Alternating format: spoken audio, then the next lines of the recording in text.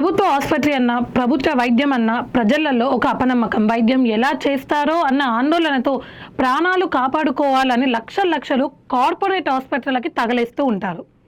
కానీ ఇవన్నీ కేవలం అపోహలే అని రుజువు చేశారు ఒక ప్రభుత్వ ఉన్నతాధికారి. భద్రాద్రి కొత్తగూడెం జిల్లా పాలనా అధికారి జితేష్ పాటిల్ గారి సతీమణి శ్రద్ధ పాటిల్ గారు బుధవారం రోజు పాల్వంచలోని ప్రభుత్వ ఆసుపత్రిలో ఒక పండంటి బిడ్డకి జన్మనిచ్చారు. కేవలం డెలివరీ కోసమే కాకుండా అంతకుముందు నుంచి కూడా, అంటే గత కొన్ని రోజుల నుంచి కూడా ట్రీట్మెంట్ అనేది కేవలం ప్రభుత్వ ఆసుపత్రి నుంచే తీసుకుంటున్నట్టుగా వైద్యులు తెలిపారు.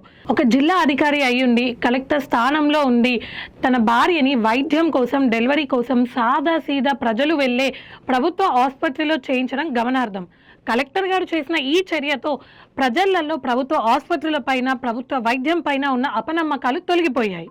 గతంలో కూడా ఇదే ప్రభుత్వ హాస్పిటల్లో, పాల్వంచ ప్రభుత్వ ఆసుపత్రిలో కమల పిల్లల తల్లికి నార్మల్ డెలివరీ చేయడమే కాకుండా మోకాళ్ళకి సంబంధించిన శస్త్రచికిత్స కూడా ఎంతో విజయవంతంగా పూర్తి చేశారు.